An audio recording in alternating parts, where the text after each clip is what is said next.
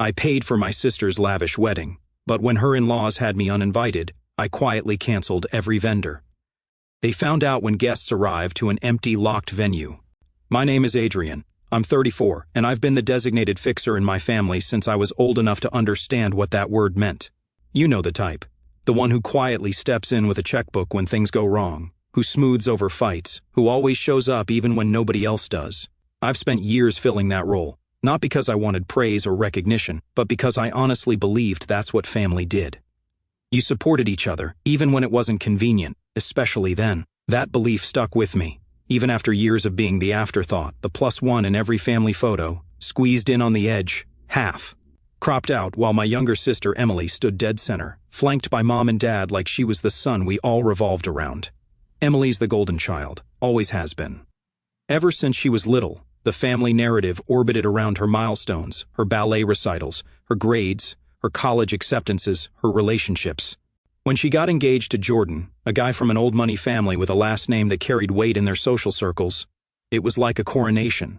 Suddenly, everything became about impressing his side. My mom was over the moon. She talked about connections, about how this wedding would be a statement, about how we needed to show that our family could keep up. I mostly stayed quiet, nodding when asked, helping where I could. I didn't see the point in making waves. I was the first one Emily called when the engagement was official, not to gush, not to ask me to be in the wedding party, but because she needed help with the deposit for the venue. It's just to lock in the date, she said. Jordan's parents are covering the rest. You'll get it back. She didn't ask if I was okay with it. She knew I had the money. I always had the money. And like a fool, I wired her $8,000 that same night. Then came the catering. A last-minute change. Apparently, the initial vendor wasn't elevated enough. She called me at 10 p.m., crying, saying Jordan's mom had threatened to move the whole thing to a country club if the food didn't match their standards. I covered the difference. Another $4,500. Then the photographer, then the florist, then the audio setup for the ceremony, something about string quartets needing special mics. Piece by piece, the wedding started to look more like a royal gala than anything Emily could have dreamed up on her own. And I kept paying. I didn't even question it, until I caught Mom bragging on a family group call. She was going on about how lucky Emily was, that Jordan's family was so generous, how they really came through, and how she couldn't believe what an incredible gift they were giving her daughter. I waited for someone to mention my name. They didn't. I said nothing. That silence became a pattern. I wasn't invited to the tasting, or the dress fitting, or the rehearsal dinner plans. When I asked, Mom gave me vague answers. "Oh, it's just for the immediate families," she said once. Another time, "You wouldn't enjoy these things, Adrian. It's all frilly nonsense." I told myself I didn't care. I wasn't in it for the praise. But still, it stung. Then, 2 weeks before the wedding, I got a text. Not a call, not a conversation, just a flat, clinical message from my mom. "You're not coming to the wedding. Emily's in-laws think it's best if you sit this one out. No hard feelings." I stared at my phone for a full minute before it registered. I thought it was a joke, some weird, tone-deaf way of saying I didn't need to wear a suit or something. But no. I called her, straight to voicemail. I called Emily, same. I texted both of them, nothing. 3 hours later, I got a follow-up from Mom. "Please respect their wishes. It's not personal." Not personal? I sat in the dark for a while after that, phone still in hand, thinking about every dollar I'd sent, every event I'd been excluded from, every time I'd swallowed that little voice in my head whispering that something wasn't right. I remembered the first time Emily borrowed money from me. She was 20 and late on rent. I didn't even blink. Or the time our dad needed a new water heater, and I paid for it because the check from his seasonal job hadn't come in yet. I thought about all the birthdays I spent alone because they were busy or traveling or just forgot. And I remembered the voicemail from my aunt last year, the one where she said, "You really hold this family together, you know that?" Funny, I wasn't even good enough for the background of a photo. I replied to the text, "Copy that." That's all I said. No argument, no guilt, no begging for inclusion, just quiet agreement. And then I went on my laptop. The first thing I did was call the venue. The reservation was in my name. I'd been the one to sign the contract and make the deposit. I asked them what would happen if I canceled. They were polite, if a bit confused. "You're well within the window," they said. There'd be a partial refund, but the date would be released immediately. I canceled it. Next, the caterer, same situation. They had my card on file, my signature. I asked for the cancellation terms. I got a partial refund there too. Photographer? Gone. DJ? Done. Florist? They were actually relieved. Apparently, Emily had been tweaking the arrangements every other day, and they were starting to lose patience. By the time I was finished, everything they thought was locked in had vanished. But I didn't tell them. I didn't say a word. I just let the silence stretch. A few days passed, then a week. The wedding was set for Saturday. I knew they'd find out eventually, just not from me. I figured they'd either be too distracted to notice or too arrogant to imagine that I'd actually walk away. That's the thing about being the reliable one. People assume you'll keep showing up no matter how many times they shut the door in your face. The silence was almost peaceful until the day of the wedding. That morning I went for a walk, left my phone behind. No news, no social media, just the sound of leaves crunching under my feet and the distant hum of traffic. I took my time getting back. I wanted the distance. I wanted the space between me and whatever chaos was unraveling.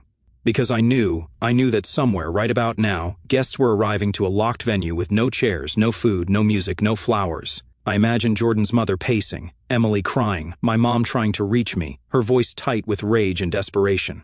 When I finally got home, my phone was vibrating off the counter. 67 missed calls, 43 texts, 6 voicemails. The top message was from my mom. Adrian, what did you do? People are showing up, and nothing is here. The venue is locked. There's no food. No one is answering. Call me. Below that, Emily texted, this isn't funny. Fix this. Then Jordan, my parents are livid. You better hope I don't see you today. I didn't respond to any of them. I just sat down on the edge of my bed, staring at the flurry of notifications like they were written in a different language. All that urgency, all that sudden concern. Where had that energy been when I was politely being told I wasn't welcome at my own sister's wedding? The first voicemail was my mom again, panicked. She sounded like she was pacing while leaving it. Adrian, I don't know what you think you're doing, but this is not okay. People flew in for this. Do you understand how bad this looks? We need you to call the venue now. The second was Emily, her voice trembling with barely contained fury. I cannot believe you would do this to me after everything I've done for you. You're ruining the most important day of my life. This is disgusting, Adrian. I almost laughed. Everything she's done for me? My thumb hovered over the next voicemail but didn't press play. I had a feeling it would be the same. Guilt, outrage, attempts to twist the situation around like I was the villain for not quietly funding the entire fantasy and then vanishing like a good little ATM. But I wasn't angry anymore. That was the strange part. For the first time in years, I felt light, calm, like a weight had finally been set down after years of carrying it around on my back. This wasn't about money, not really. It was about being treated like a human being, with boundaries, with feelings, with value beyond my bank account.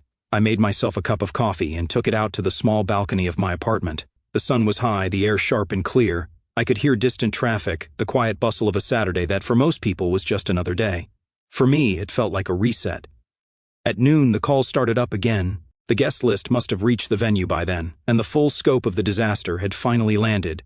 A few people I hadn't spoken to in years messaged me, mostly cousins and extended family. Some asked what was going on, others demanded explanations. One or two even accused me of ruining Emily's life. But then came a message from my Aunt Carla, my dad's sister, one of the few people who'd always treated me with kindness.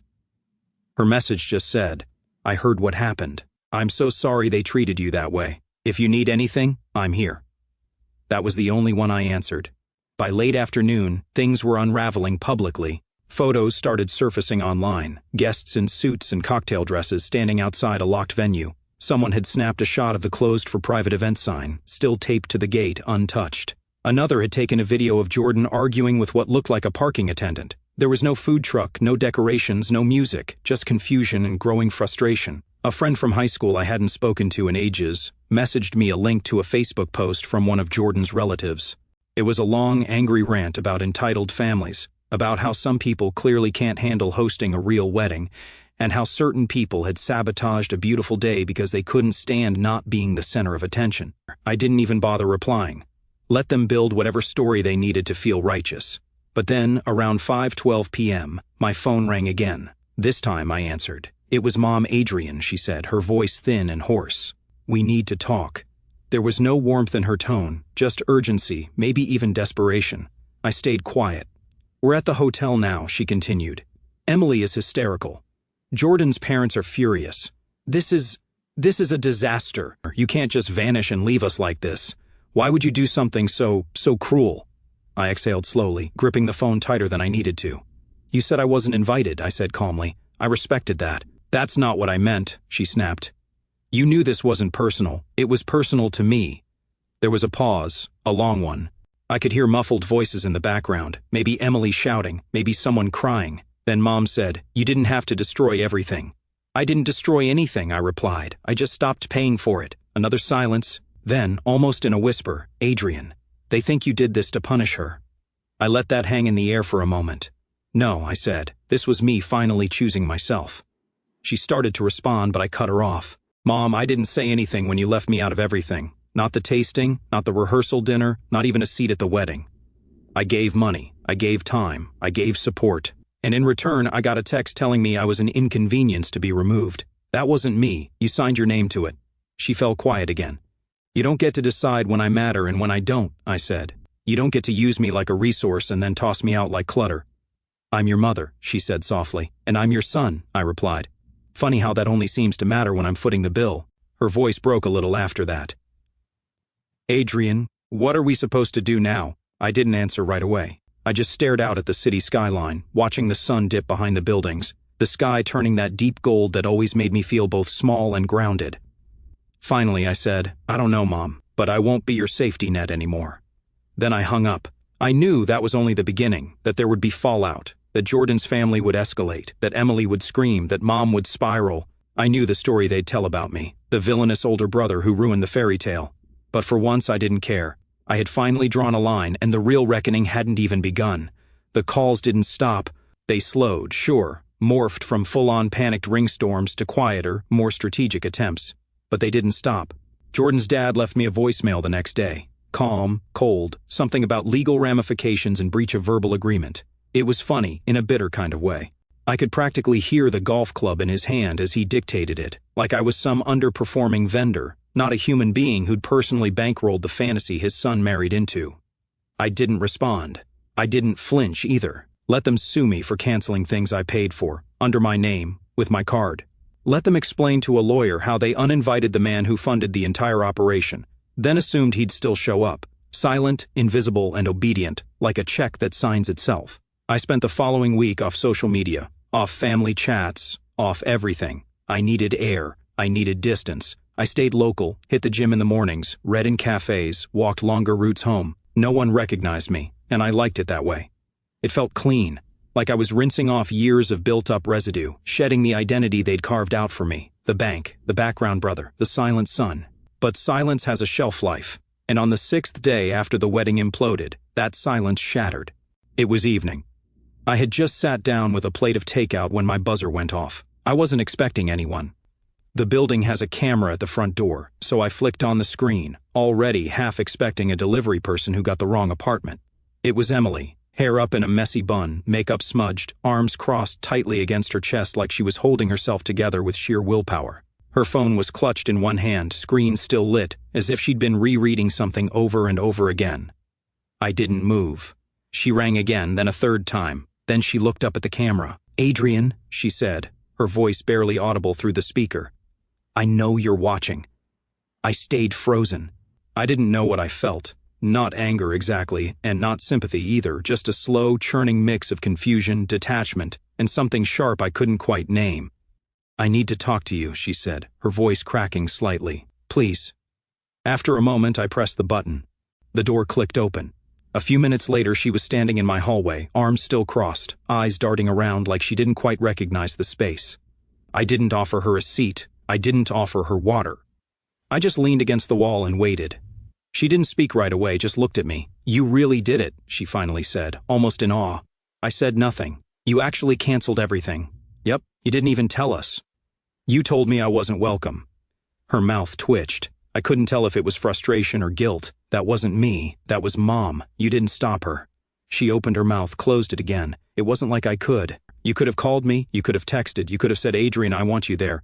But you didn't." She looked down. I thought you'd show up anyway." That stung more than I wanted to admit. Not because I had considered it, I hadn't, but because it confirmed something I'd long suspected.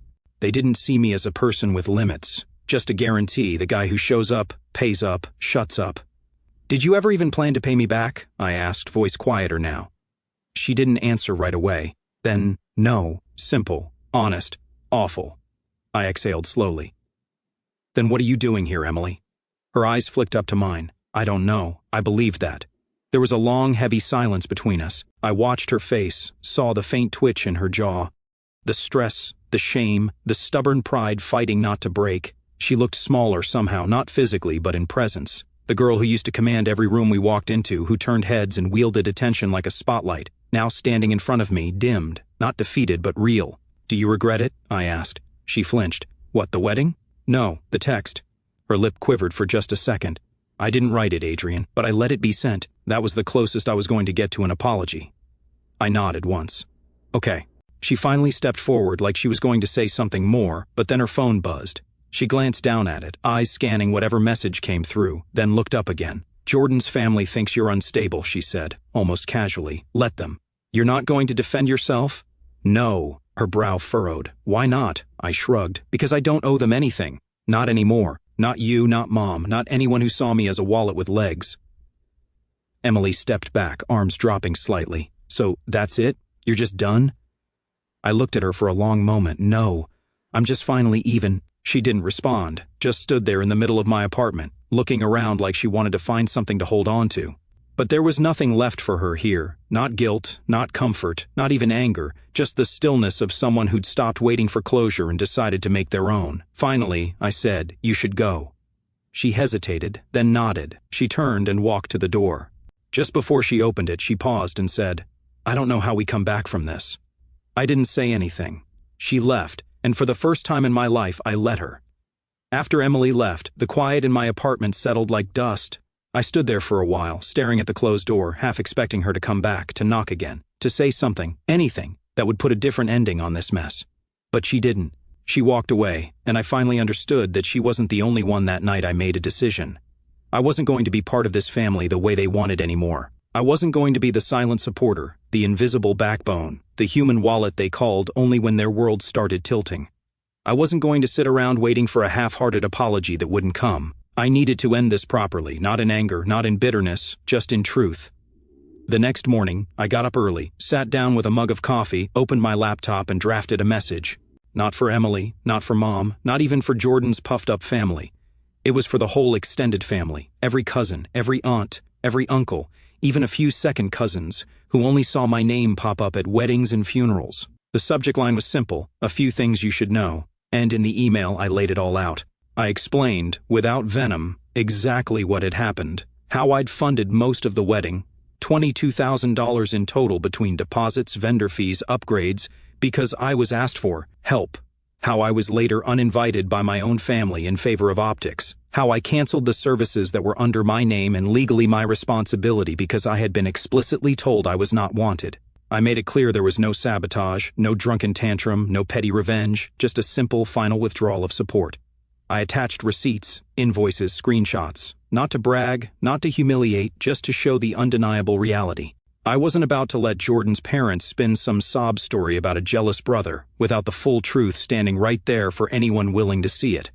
I ended the email with this: "I don't expect anyone to pick sides. I just want you to know mine. Clearly, calmly, and without the years of rewriting and gaslighting that have too often followed situations like this. I wish Emily and Jordan well. I hope they find the happiness they deserve. I simply will not be a part of it anymore." Then I hit send and shut my laptop. I didn't wait for responses. I didn't care who gossiped, who fumed, who shrugged and went back to their brunch. I wasn't doing this for applause. I was doing it because, for once, I needed to be on my side, not theirs. The fallout was immediate. By noon, my phone lit up again, not with hate, surprisingly, but with messages from a few cousins I barely knew that. Quiet, private messages. I had no idea, man. "I'm sorry. If you ever want to grab a drink, let me know. I'm Team Adrian. We all kind of knew they treated you badly. None of us said anything. That's on us." I didn't respond to most of them. I appreciated it, truly, but this wasn't about validation.